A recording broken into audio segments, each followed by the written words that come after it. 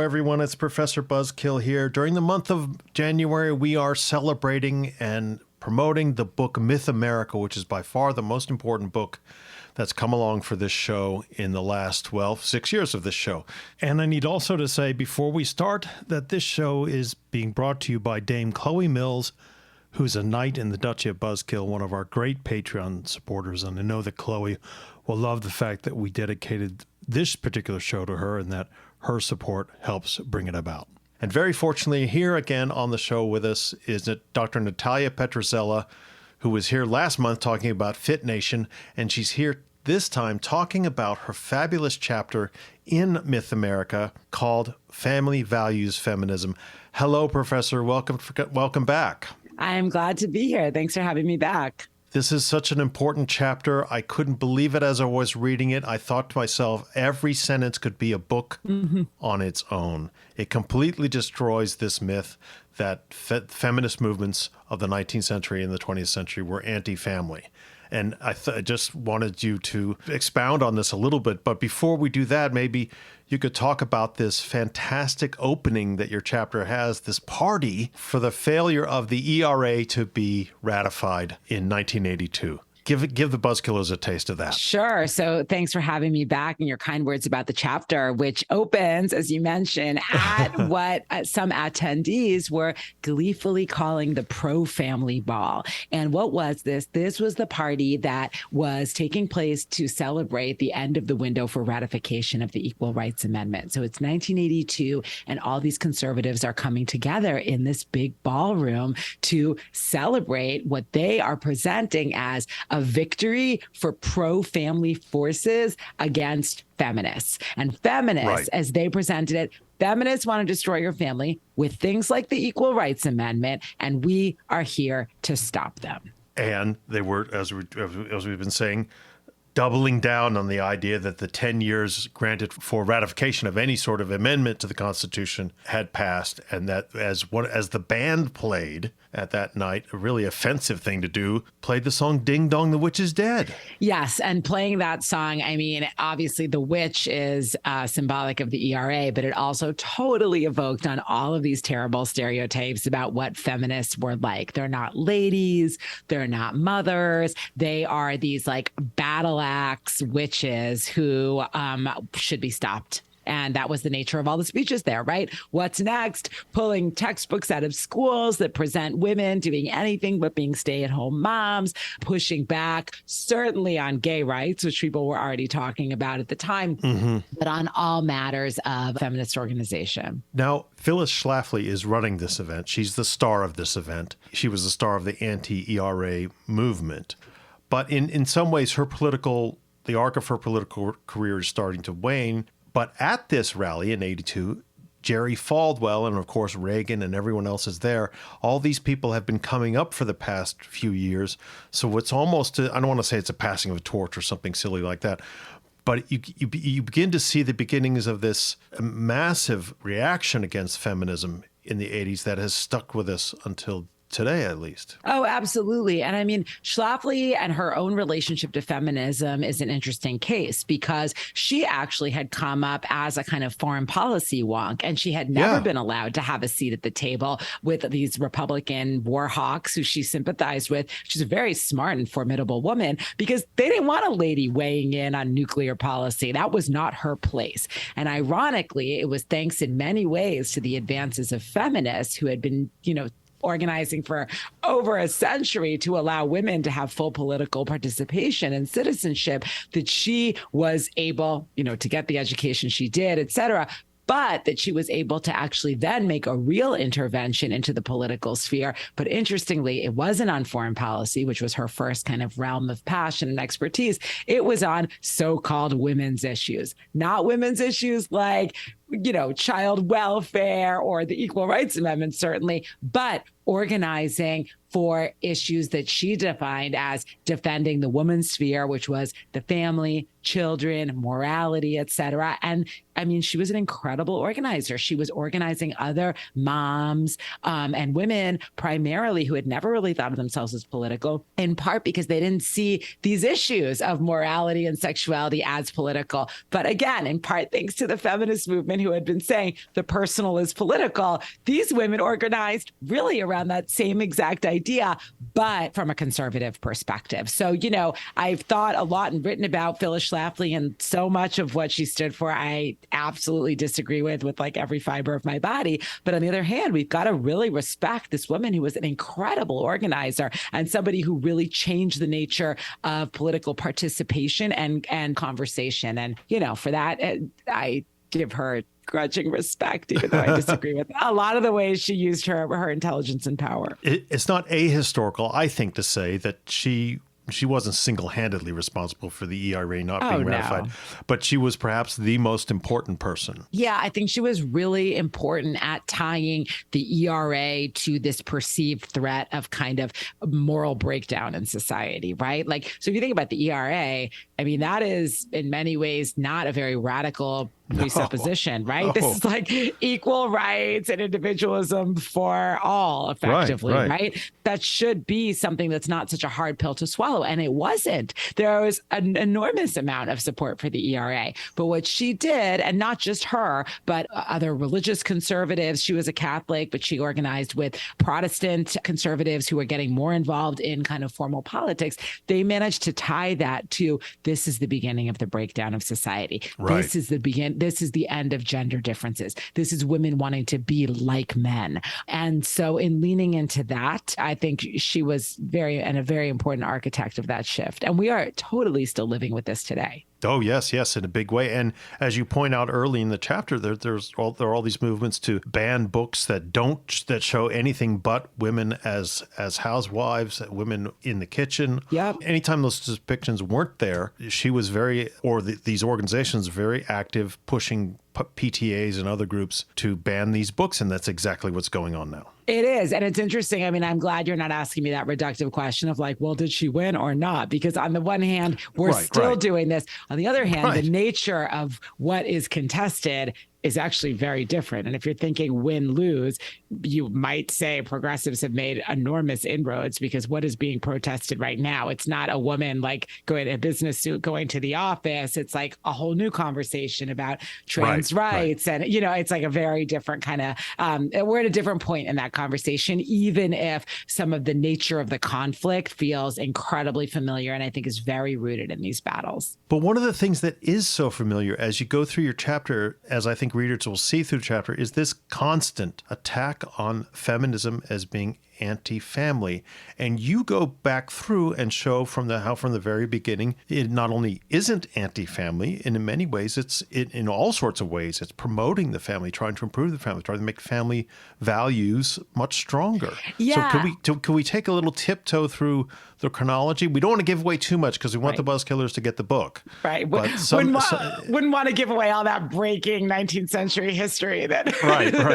Well, it is new stuff for people to learn. Totally. Yes. So this was a real challenge because these are short chapters and they're meant to be readable, to go back and to put so much history in here and in a way that doesn't feel cherry picked. And I really tried hard to do that. But, you know, the main argument that I'm trying to make, and let's go back to the 19th century, is that from the minute that feminism is even a term being used, which is in like the 1830s and 40s, the women who are claiming that mantle or organizing around things we would think of as feminist or proto-feminist, they are for the most part doing so around issues that are primarily about protecting the family. In fact, I think Phyllis Schlafly, who was not someone, as far as I understood, who really rooted herself in a historical tradition, I think she would agree with some of these early 19th century feminists. Like, yes, some of them were organizing for suffrage, and we'll get to that in one second. But early on, 1830s and 40s,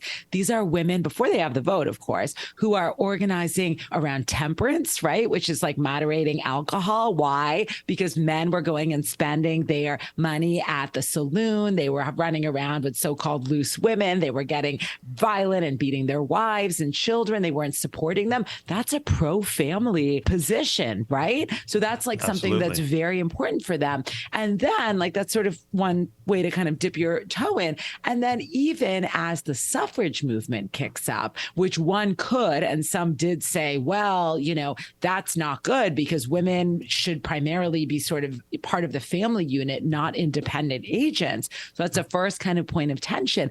But these suffragists from the early 19th century until the amendment is passed in the early 20th century, they are very much claiming women's suffrage as a way to uphold the family, as a way to extend kind of essential feminine virtue and goodness, which is a pretty traditional idea, into the public sphere. And so I say this not because I agree with what all these feminists were doing, these early feminists were doing, because the truth of the matter is, like, in defending this very conservative vision of the family, they were excluding a lot of other people. Like these women were totally bound up with supporting a kind of white straight motherhood, right? Those weren't the words that they were using necessarily around at the time around sexuality, but this is a very conservative vision. So I'm both saying, hey, Schlafly and the folks today who are saying feminists hate families, and they always have, they're wrong. Feminists have always been about upholding the family, but I want to make very clear, and I hope this comes through, particularly in this early 19th century piece, that them supporting the family, that was a movement that had its own problems and real blind spots, or not even blind spots, but explicit racism. And I think that that is super important. Right. In other shows we've done with Dr. Lisa Tatro and other people, we've shown that, you know, there's a big difference in the suffrage movement between those who want women to get the vote first over those who want African-American men to get the vote first. So it's not always clear fight for equality for everyone. Yeah. So how does slavery fit into that specific part? No, I think that's so important. So on the one hand, you have some women, these kind of early feminists who are not at all concerned about emancipation or civil rights for Black people. And you see even in, you know, as they're organizing for the vote after emancipation, they are saying, you know, well, white women should have the vote to offset the Negro vote. So you see very explicitly this kind of championing of white women's rights against Black rights.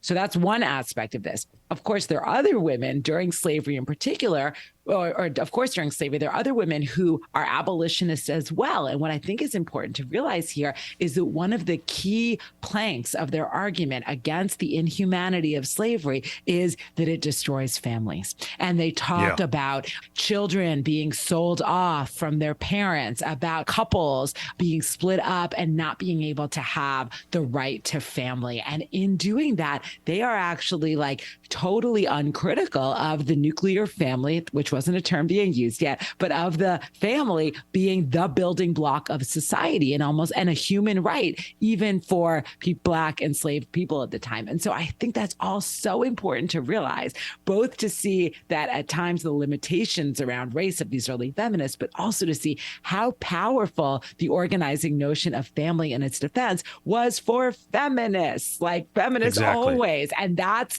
what gives lie to Schlafly and all these others who are like, they've always hated families. No, they have not. And then as the 19th century progresses and urbanization becomes stronger, industrialization becomes stronger, there are all sorts of issues surrounding, for instance, health and education in the family. Yeah. So how does sort of feminism, how do various feminist movements in the late 19th century and early 20th century deal with health and education specifically? Yeah, well, at that moment, you know, you have all of these new immigrants coming in. You're in this post-emancipation moment, and women who are organizing it as feminists, part of what they're doing is, you know, talking about suffrage, and that's a huge focus. But they're also involved in all of these kind of moral and social reform movements around education, health, et cetera. And the building block of that is always the family. They are saying, let's talk to the mothers and let's teach them how to be, you know, so-called proper Americans and how to cook well. Let's educate along, you know, sort of moral education and cleanliness, et cetera. And all of that is about building a so-called like good American home. And they see that as part of this feminist project.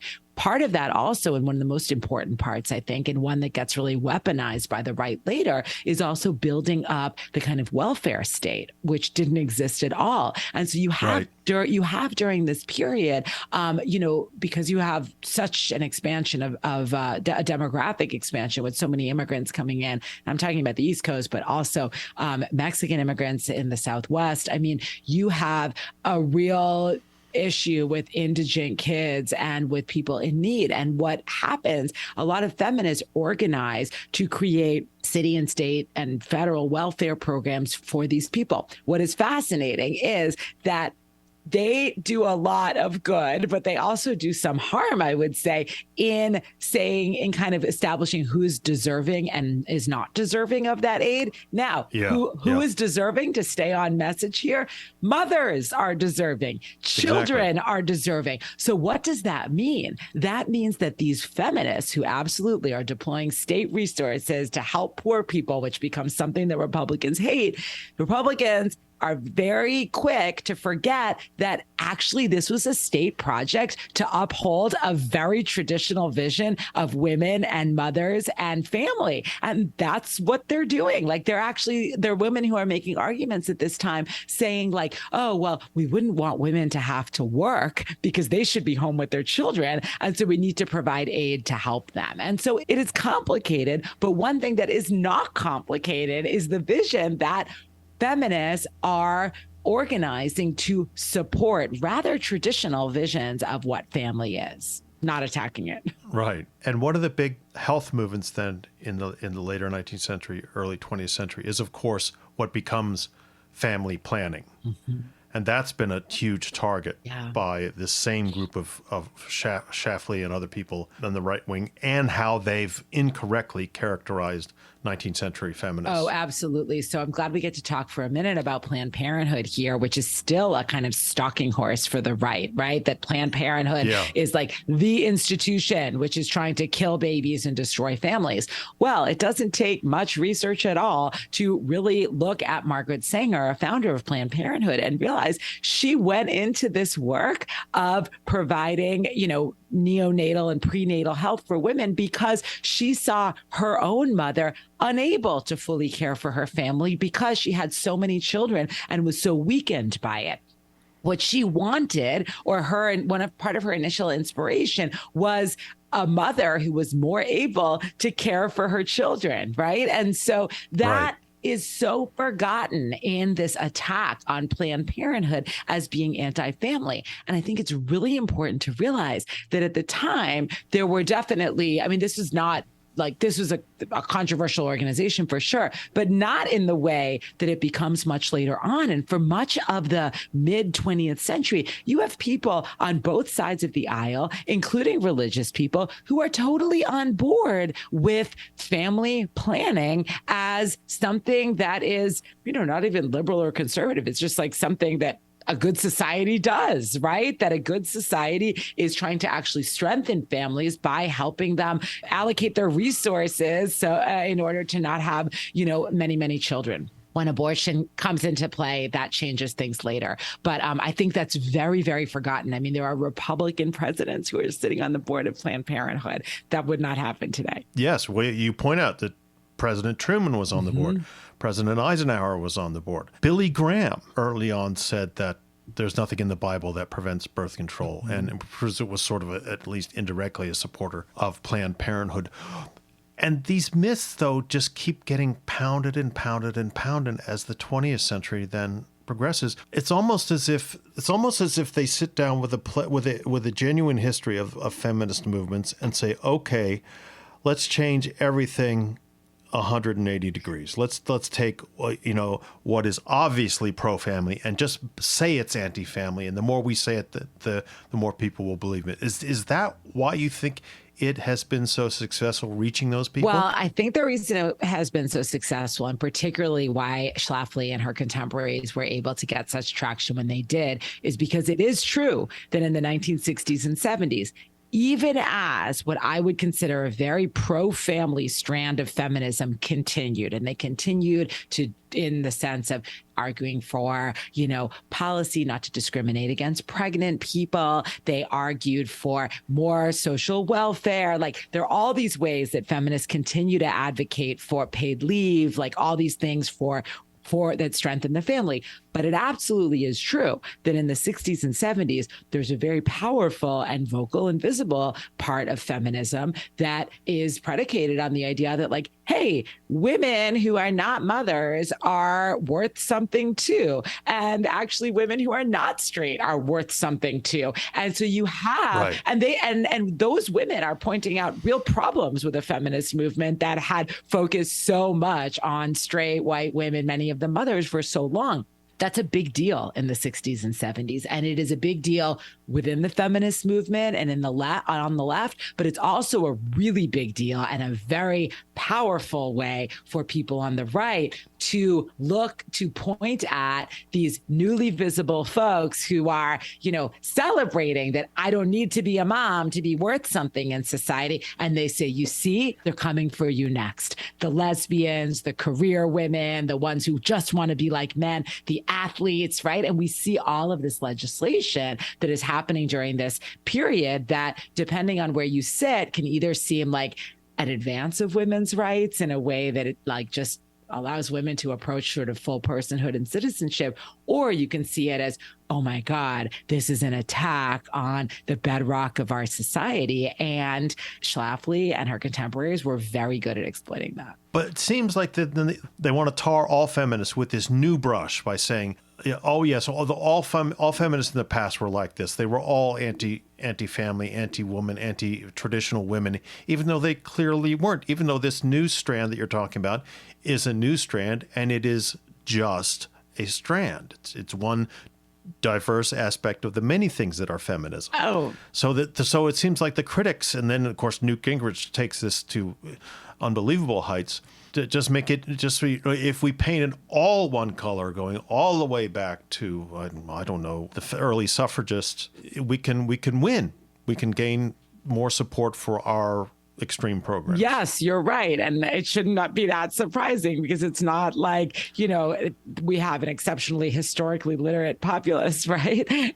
Well, exactly. Yeah. So yeah, that's exactly what they did. And I think some of it might be born of true ignorance, but a lot of it is probably born of kind of bad faith politicking. So yeah, especially when now historians are not so into this whole first wave, second wave thing. But if you think about what used to be called second wave feminism in the 60s and 70s, which was having such a moment, where voices, like I said, other than sort of more traditional women and mothers were speaking out, it was ripe for kind of exploitation by the right. And what is fascinating, and I have in the article, in the book chapter, but what I found is that there are women writing in to newspapers about the Equal Rights Amendment saying we're really sick of this caricature of feminists, which is being pushed everywhere in the media, that we don't want to get married and we hate our kids and we don't shave our armpits, and we're a bunch of moms who want equal rights and we don't feel that we're being portrayed. Right. And I think that that's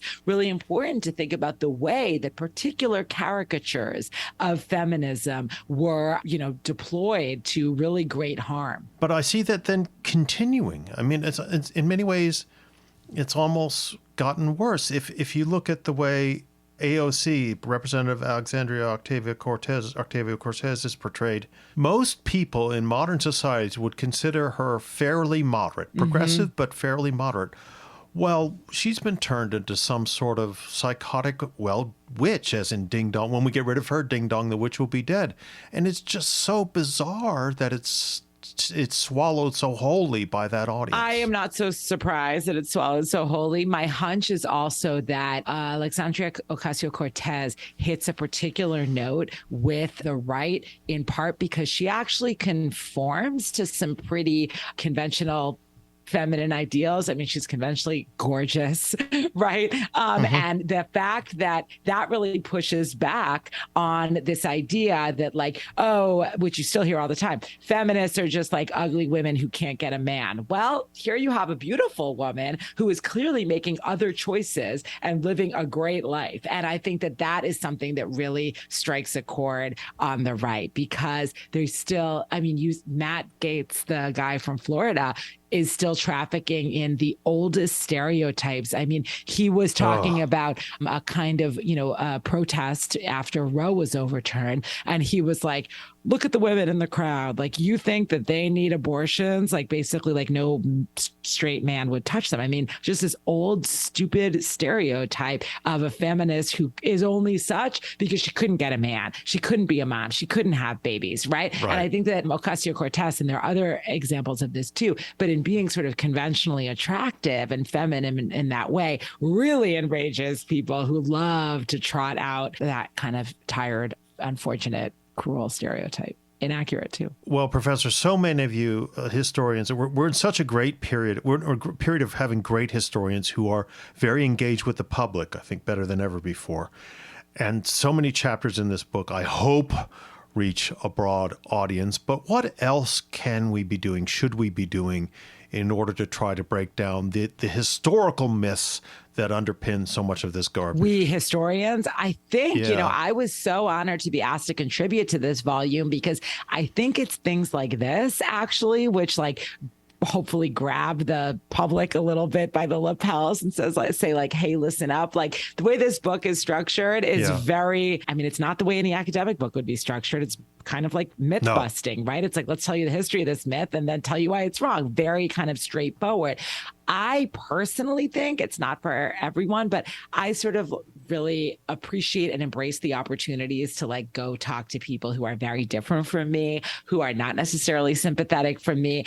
You don't always know you're getting into a good faith conversation, but I think it's actually really important for us to continue to have these conversations vocally, because the truth of the matter is, as this book, I think, bears out, is that the minute you start bringing some real history into the fore, you start to realize that a lot of these myths and these damaging ideas just fall apart under the cold light of like historical fact. And I think that, some of our discourse has gotten so degraded that I actually really understand the, like, I don't want to engage, right? Like, I'm not even bothering with this. And we all need to take a step back sometimes. But I think to the extent you're feeling a little bit kind of like up for the fight, this is kind of what we've been training for all our lives, right? Like doing this work, not for the soundbite, but to kind of understand things in a more complex way. And I think those of us who want to kind of step up and articulate this, we really should, and not shy away from it. So it's not always fun. It is work, and that work we're not always recognized for, but I'm a big fan of trying to do my best to contribute from the, the knowledge that I have to try to do some good with it. So that would be my recommendation. Well, I think a lot of people ought to emulate what you're doing, because you are doing some good. Not only are your books very important along these lines, and let me just repeat for the Buzzkillers, 2015, you came out with Classroom Wars, Language, Sex, and the Making of Modern Political Culture. Fit Nation is not just about, this sort of celebration of exercises about the gains and pains of an obsession, but also your podcast, Welcome to Your Fantasies, very important. And perhaps for our listeners, most importantly, you're one of the co-hosts of Past Present podcast, which is fabulous. We're going to put all of this on the blog post for this episode. We're going to put a link to your website, which is, by the way, one of the best historians' websites out there. Thank you. I'm extremely jealous. And it just remains for me to remind the Buzzkills that Myth America is on the Buzzkill bookshelf. It's there for you to get. One of our lucky Patreon subscribers, Patreon supporters, will get a free copy, and they'll know about that in the mail. It's great that we're devoting this whole month of January to the book. And it just remains for me to say thank you so much for coming on the show. Thank you so much. I'm so happy to have joined you again. I appreciate it. And Buzzkillers out there, please go to ProfessorBuzzkill.com. You know what to do when you get there, and we'll talk to all of you next week.